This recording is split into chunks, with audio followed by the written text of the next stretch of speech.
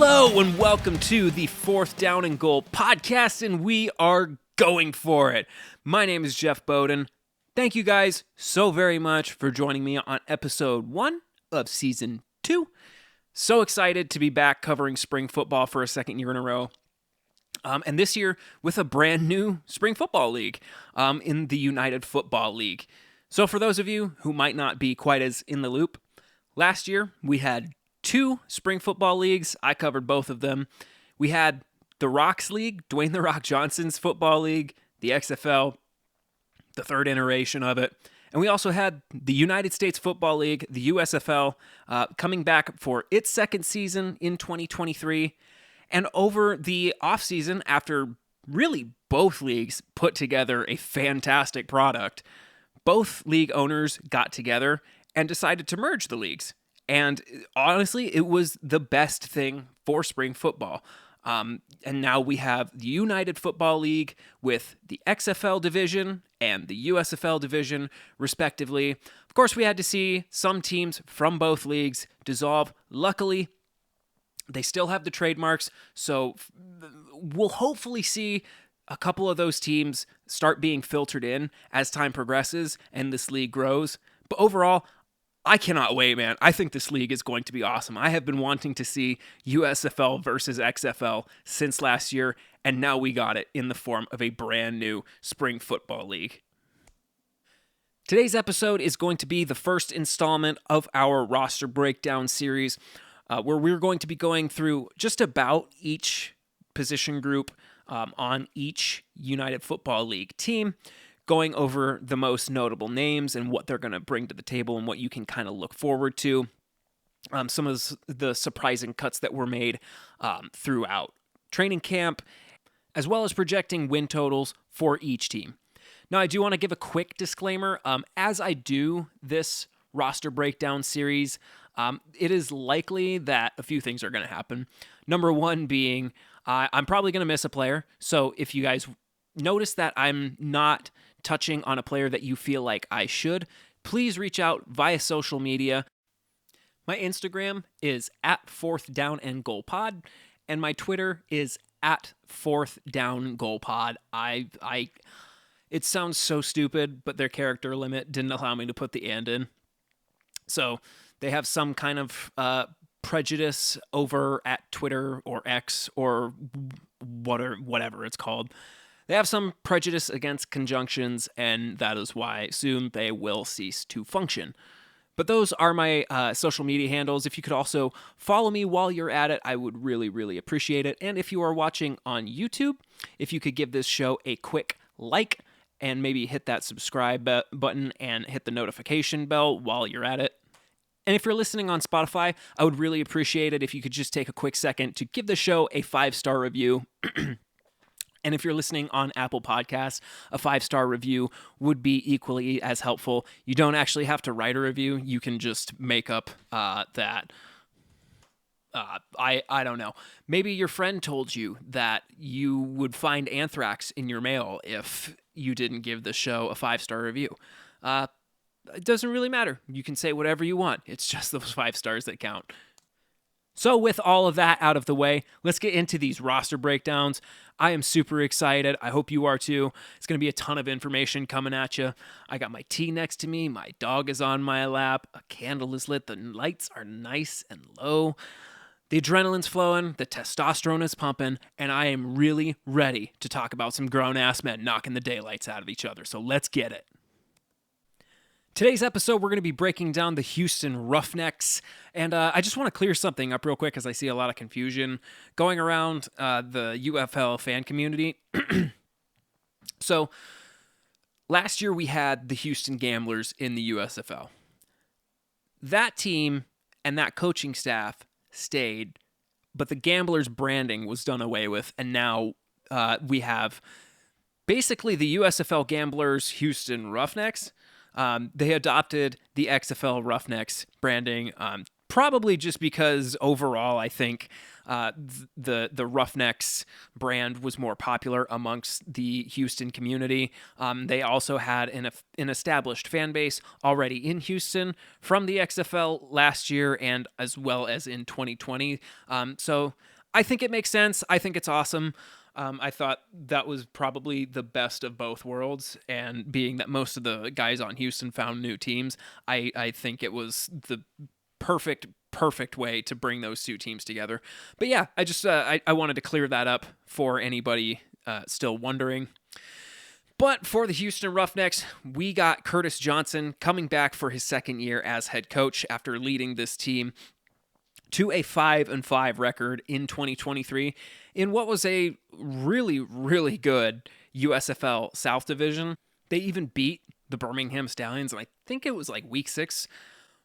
Then the Stallions were the reigning champs, who would then go on to repeat and still remain reigning champs. So that's nothing to that's nothing to shy away from when you're talking about this team. Overall, though, they were about as good as they were bad on any given Sunday. They could beat anyone like they did in week 6 against the Stallions, but they could lose to anybody as well. It really did kind of depend which version of the Houston Gamblers showed up last year. But one thing that I do know about them from last year that I think is going to translate really well into this year's iteration of the Houston Roughnecks. Last year, under Curtis Johnson, the Gamblers were a really physical team. They were super aggressive, and they were super competitive. So I'm interested to see how they look this year after finishing last year with the 4th-ranked offense and the 4th-ranked defense. So again, in a league of 8 teams, that's about as mid as you can, that literally is as mid as you could possibly be. And it's fitting because, like I said, depending on what team showed up any given Sunday, they could beat anybody or lose to anybody. So I am interested to see how that follows them into year 2. I am really glad to see Curtis Johnson back. He is a very good coach. But let's get into this roster where I do have some questions and I have some hesitations. And the first one of those that I'm going to address is going to be the quarterback room. What are we doing here, Houston? I mean, I'm not trying to be a doomsayer, but I don't know what exactly the plan here is. I want to trust the process, but first I need to see proof that releasing Kenji Bahar, who wasn't great, but was fine, I want to see that was a good move first. I've heard from Coach Jackson that Reed Sinnott is going to be the guy. And I don't want to say anything one way or the other, but he wasn't really anything to write home about in limited playing time with the Brahmas last year. And there's just so much unknown with Jarrett Guarantano. I mean, is Kyle Sloter available? DeAndre Johnson? Cole Kelly just got cut by Memphis. Look, I'm not saying that Reed Sinnott is going to be a bad quarterback. I need to see it first. This whole quarterback room kind of feels like a prayer to me right now. I will say this, though, just to really quickly touch on that short list of free agents that I listed out. I think, I'll put it this way, when it comes to having confidence in this quarterback situation and maybe answering some questions. So if Kyle Sloter or Cole Kelly or DeAndre Johnson were to get signed by Houston and still be the number 2, I would actually feel really good about this offense. But currently, I don't know. I'm very unmoved, but we'll see. I do have an open mind. Like I said, I've seen Coach Johnson talk up his quarterbacks and expand on their capabilities. And it seems like each quarterback within the quarterback room has a set of tools that you can do different things offensively with. So at minimum, it sounds like they have options to try different styles of offense with the 3 quarterbacks. Going on to the running back room, now this is where we're talking. Something about this offense to look forward to with some assurance, as long as the offensive line holds up, which I pretty sure they brought back most of the guys that were there last year that helped this be one of the best running games in the USFL. As long as this holds true to what we know its potential is and what it can be, this offense might be, functional and be able to move the ball via the ground. So you got 2023 All USFL Offensive Player of the Year, Mark Thompson, coming back, leading the charge.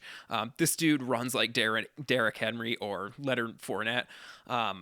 He's a big-bodied guy. He can bounce off of tackles with great strength and also has really, really good elusiveness for somebody as big as he is. Surprisingly good downhill speed. And then on the depth chart, you got TJ Pledger returning for his second year with Houston. He makes an okay rotational piece. I'll be interested to see what he looks like in his second year in this offense. And then a couple of third options, some guys out of college that I will just have to wait and see if they even make the team. Now let's talk about some of these receiving weapons that whoever wins this quarterback battle is going to have at their disposal. We'll start with the tight end room because honestly, there's just not a whole lot I can say about it. This is another area of this offense that I have questions about. You have an okay option in Braden Bowman.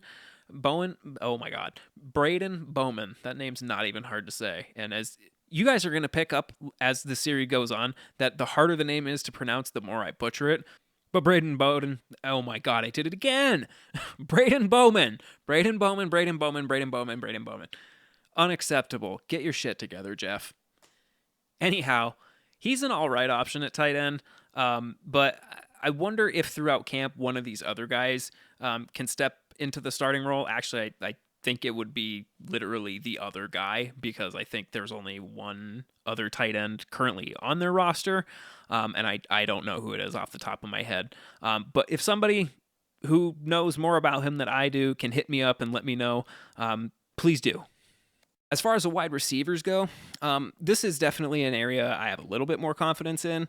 If the quarterback situation works out, you're equipped with two really, really good receivers, but very good, but not necessarily great, I would say, in Isaiah Henney and Justin Hall. But should they be able to take the next step as the go-to guy for this offense, I think, you have an opportunity to do a lot of concepts that attack the middle of the field with Hall on dig routes and Henney running downfield routes. So, if one of those guys either steps up as the clear number one or they just kind of find themselves, in roles within the offense where their strengths are capitalized upon, this could definitely work. You also got Anthony Ratliff-Williams comes back, I believe, in his second year. Let me double check that, actually. Sorry. I'm going to go to my notes real quick. I did not write that down. Anyhow, I do know... I can't remember if he's coming back for his second year or not, but I know he's a second-year spring league player. I can't remember off the top of my head who he was with last year. But I do know that he's a good option at number 3. And then you have Steve Dunbar coming over after having a really solid CFL career up in Canada. And again, a few second-year guys that we'll have to see if they can work their way into the depth chart, and a good amount of college guys looking for their shot as well. So overall, for this offense, let's break it down. Your quarterback situation at this point, for me anyway, just has too many questions. I trust Curtis Johnson as a coach, but if this fails, how do you justify cutting Bahar? Again, who at the bare minimum was familiar with this offense and would have had better weapons around him this year. And, if Mark Thompson goes down, then what? Your offense, seemingly at this point, is completely reliant. Well, I shouldn't say completely. Primarily reliant on the position that takes on the most of the wear and tear as the season progresses anyway. And if he gets hurt, can you rely on TJ Pledger to fill those shoes? I don't think you can. I mean, I don't think that your running game is going to shut down completely, but it's not going to be what it is when Mark Thompson's in. So I think if the quarterback doesn't work and Thompson can't carry this offense the same way as last year, you might be making some calls by the third or fourth week of the season to see if somebody can come off the couch and win you some games. Which, again, would beg the question, what was the point of cutting Kenji Bahar? It would just make that look even all the more of a bad decision. So I want to have faith. I want to see results first. At least as the passing game goes, I do think that this run game has the capability to be just as effective right out the gate as it was last season. Now let's get into the defense, and I'm just going to say right now, Houston crushed this defensive free agency, just hit after hit after hit. So on defensive line, you got guys like Toby Johnson, the All-USFL back-to-back All-USFL team the past 2 seasons in 2022 and 23.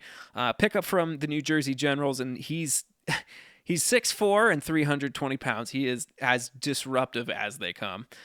You also have Chris Odom, the USFL Defensive Player of the Year from 2022. He's an edge rusher who is... I feel like Melvin Ingram would probably be a good NFL comp to Chris Odom, like prime Melvin Ingram. He's coming off of a torn ACL, though, so hopefully he's able to, hit the ground running, and, it doesn't hamper him, because he is a phenomenal edge rusher. You also have Olivier Sagapulo coming over from the USFL championship runner-up team, Pittsburgh Maulers. And I'd be really interested to see exactly where he lands on the depth chart, because he is an awesome nose tackle. Let's see. You got Keontae Shad also coming over. Great pickup from the New Orleans Breakers, coming off a 7.5 sack season last year. And then a couple guys like Glenn Logan from the original XFL Roughnecks team. I feel like he'll probably end up as more of a depth piece. And then I'm going to butcher this name. Chigozre Nyoka. If you, sir, listened to that just now, I sincerely apologize. That was just disrespectful. But 6'1" and 300 pounds. I mean, he's a good player as is. But even if he just ends up as a depth piece on the roster, it never hurts to have a defensive lineman over 300 pounds. Now let's get into these linebackers. You got a couple really notable guys, again, in Reuben Foster, the former San Francisco 49er, who had just one of the most ridiculously dominant run defense performances last year with the Pittsburgh Maulers. Isaiah Pryor is also a guy worth mentioning. Second year, had a solid season last year. And then Gabriel Sewell, pickup from the Philadelphia Stars. He had 60 tackles in 2023, and another really, really dominant run defender is a role that he played for the Stars last year. And then an awesome pickup from the Stars as well in Adam Rodriguez. I think he's going to be a really, really useful rotational piece. I actually would be interested to see if he manages to win a starting spot within this front seven. But overall, I feel really great about this front seven. I have no questions at all, really. I think this is going to be, without a shadow of a doubt, the best unit on the Houston Roughnecks. But let's talk about this secondary, where I do have some hesitations. Mainly in the lack of experience. I mean, there's guys in here like Jeremiah Johnson who are coming back, but they cut him and then re-signed him, so that makes me a little bit skeptical. There's also a few guys in here who, upon looking them up, I found literally no information at all. So I'm guessing there's some smaller school guys, and that would contribute to the desolation upon the search of information. But they brought in some NFL talent that does have some playing time at that level in Jimmy Moreland and Corn Elder. I'm just interested to see if they work out.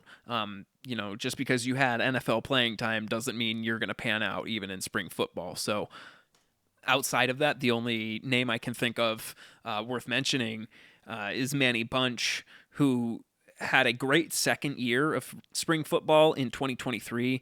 I believe he was the safety for the Gamblers defense last year, which, as we know, was very stout. So that does make me feel a little bit better.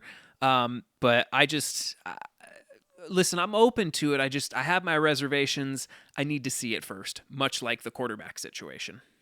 But yeah, overall, that defense, or at least that front seven, is going to be like gnashing teeth. Secondary, we'll kind of have to wait and see. But I trust the coaching staff here. So look, overall, for the Houston Roughnecks, there is a reason I have this team at 8 in my power rankings. I don't necessarily think they lack talent, but they definitely have the biggest question marks at arguably the most important positions on both sides of the ball, offensively with the cornerback situation, and then defensively with the cornerback situation. So, again, I'm not saying it can't work. I'm not saying they're going to win one game. But I am asking, what do you do if you don't have a quarterback by the midway point of the season? And what if the secondary doesn't work out and the lack of experience is something that offenses are able to key in on? I mean, again, there's a bunch of unproven guys in that cornerback room. Corner on defense. And there's, a couple guys, that are good, but aren't, necessarily what I would call lockdown corners. So, and in the quarterback room, again, just unproven guys that we're just going to have to wait and see. I think the point that I made kind of just sums it up for both of those question marks at both of those areas on this team. But I trust Curtis Johnson as a coach, and if there is one thing to look forward to, is that this team at least is going to play as if they enjoy playing football. They're going to be physical. They're going to be aggressive. And I think this defense has plenty of bright spots. And if you can have, at minimum, a Ryan Tannehill-esque type of quarterback situation or run offense that you can kind of put the offense on the shoulders of the run game, this could be a really fun football team. So win total that I have for the Houston Roughnecks, when all said and done, I think 4.5 wins is a fair range to project this team season as we currently stand. I could see them maybe stealing a 5th, possibly a 6th. I don't necessarily think that this team has, playoffs written on them. And not to mention that they do not have an easy schedule. And who does in the United Football Team, or United Football League, where every team plays each other. I think an 0-2 start for the Roughnecks is a very real possibility, starting out versus Memphis and then going into DC, and then a brutal 4 through 8 stretch, including 2 games versus Birmingham and going into the Dome in St. Louis and playing the Battlehawks. There's a few games on here that I think they could steal, but I feel like 2024 is going to be a bit of a retooling year for the Houston Roughnecks, and a season to see what you have that works and what you can build upon going into next year. With that is going to do it for this episode. Thank you guys so much for joining me for episode 1 of season 2. Again, I am so stoked to be back, and so stoked to keep covering the United Football League as the season progresses. Hope you guys enjoyed. If I missed any player, or I missed a guy that I'm just not aware of, and you're like, yo, this guy's a dog, DM me on Instagram, my social medias, or tweet me. My socials are at 4th Down and Goal Pod on Instagram, and on Twitter it is at 4th Down Goal Pod. They didn't let me put anything within that username that would have made it sound like a coherent sentence. And also, if you guys could, again, just take a real quick second to hit that like button if you are watching on YouTube and subscribe. It really does help me out. And if you're listening on Apple Podcasts or on Spotify, if you could just give this podcast, again, a 5-star review. It's a quick and easy way to help my show go up the ranks. And again, if you don't feel like writing a review, make something up. You can tell them that I kidnapped your grandmother and hijacked a bus full of penguins, and you're just following orders. So, I don't know, man. I'm just happy to be back. Once again, thank you guys for joining. Keep reaching for the pylons, friends, and we'll see you next time. Bye.